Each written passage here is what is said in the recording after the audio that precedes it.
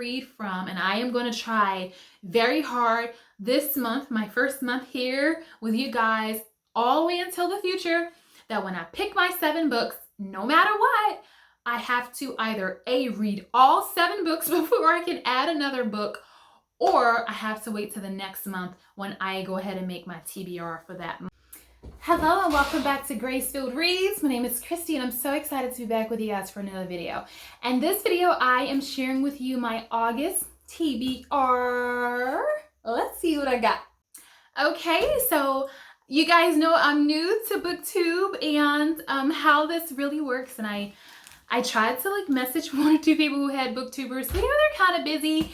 And so anyway, what I decided that I would do is that I would just do this because I like consistency. I would pick 7 books every single month that I could read, would like to read, would possibly be interested in, and I would share them with you, all 7 books.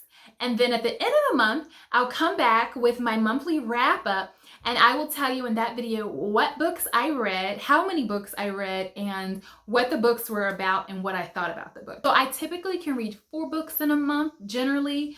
For those of you who don't know, I'm in college and a mom of 5. But there have been months that I can read up to 13. So I'm going to start off with The Warmth of Sunshine. And I'm going to start with this book because my kids gave this to me for my birthday just a couple of weeks ago. It says, Abigail's Amish life has always followed a certain path until an English woman disrupts all that she's known to be true. Growing up Amish, Abigail Bontrager often felt like a square peg in a round hole. Her pie crust always turned out tough. Her stitches always ran crooked. She was clumsy, not ideal for an inspiring Amish wife and mother, but her faith and her love of her family, which are so much more important, are solid. Plus her relationship with an attractive and kind-hearted Owen Kurtz. Owen is a part dreamer, part entrepreneur. His friendship with Abigail has gradually blossomed into a sweet and loving courtship. Inspired by the hope of a future with the girl of his dream, he decides to take the next step in building a business of its own in the promising industry of growing sunflowers. When an outsider claiming to be Abigail's birth mother abruptly enters her life, Abigail's world comes crashing down. Confused and upset, she is determined to discover who she really is. Her journey of discovery leads through the possibilities of a new life waiting for her in the English world. But is this new life really worth giving up on everything and everyone she's known?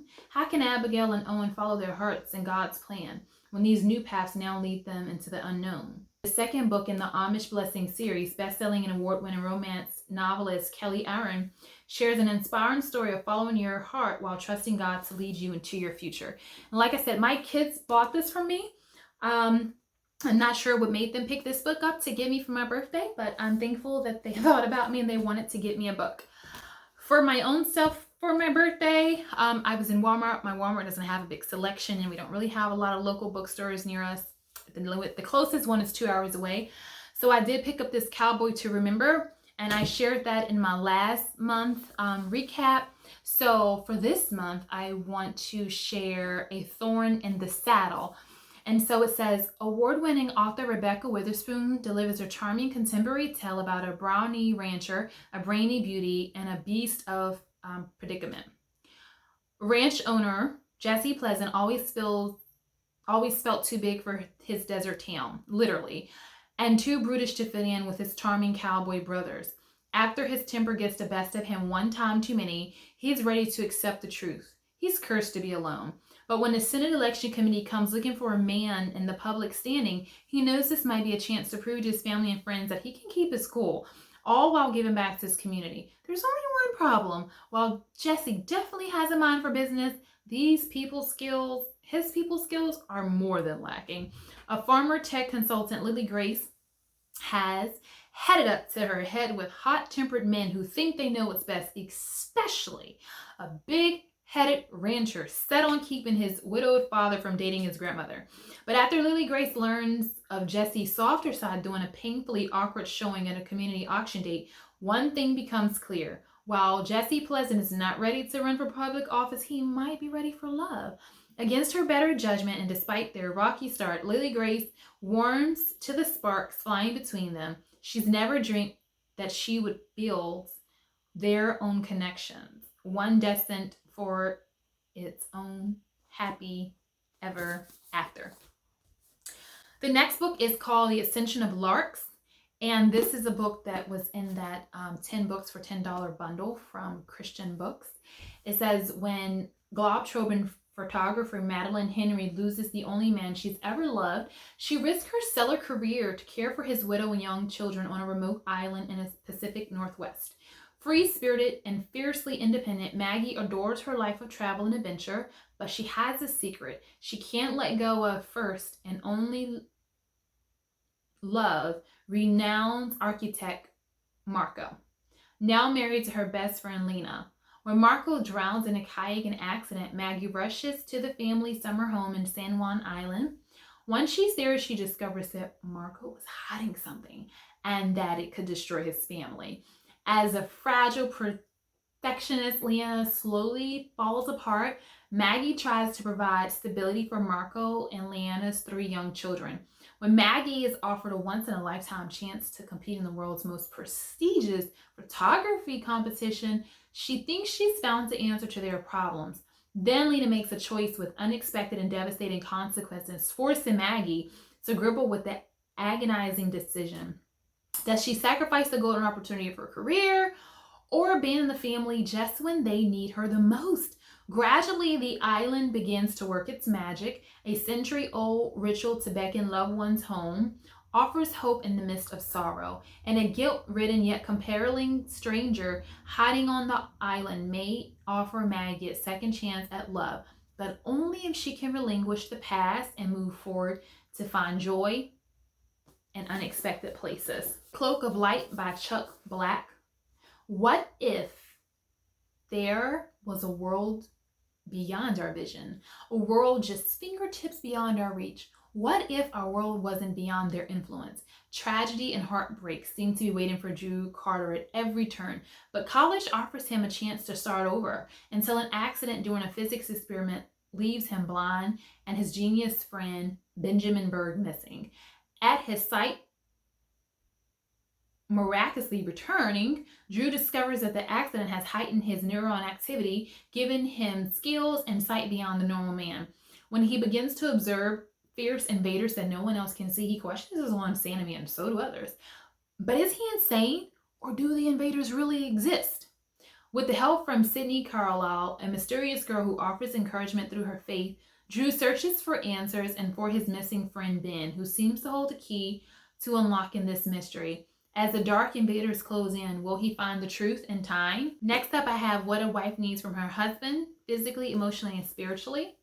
It says, are you bringing your A game to your marriage? In business, finance, and sport, you need the best information available to make smart decisions and stay on top of your game. The same is true at home. The more clearly you understand exactly what your wife needs from your marriage, the more effectively you can connect with her and enjoy the fun and loving relationship God intended for you. The biblical insights and practical suggestions in this insider perspective will help you step up to the next level of leadership in your home as you learn more about your wife's physical and emotional needs, replace your own unhealthy attitudes with more realistic and helpful ways of thinking, and practice not only listening to her words, but actually hearing her heart. Don't settle for a second-rate marriage. You and your wife deserve better, and you will enjoy the benefits of your investments of time and energy as you learn more about what your wife needs from you. Next up, I have Michelle Williams, How Getting Real About Depression Saved My Life and Can Save Yours. And the back is just some people who have read checking in, but I will just kind of read what it says here on the front. It says, I need help. Those 3 words saved Grammy Award-winning singer Michelle Williams' life.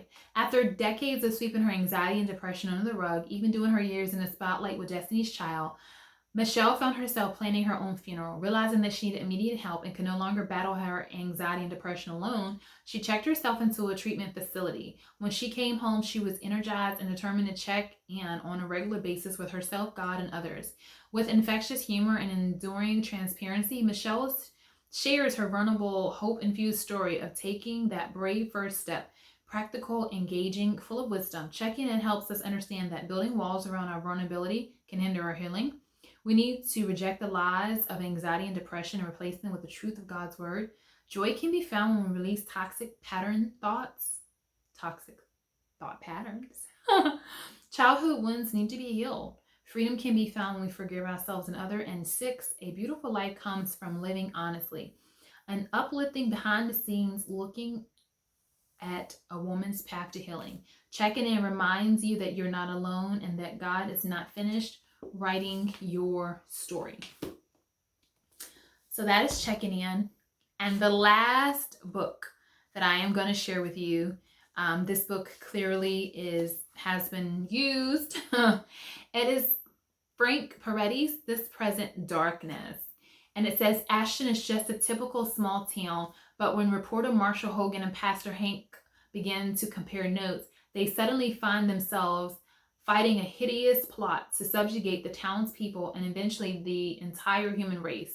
A fast-moving, riveting thriller, This Present Darkness offers a fascinating glimpse into the unseen world of spiritual warfare and the power of prayer.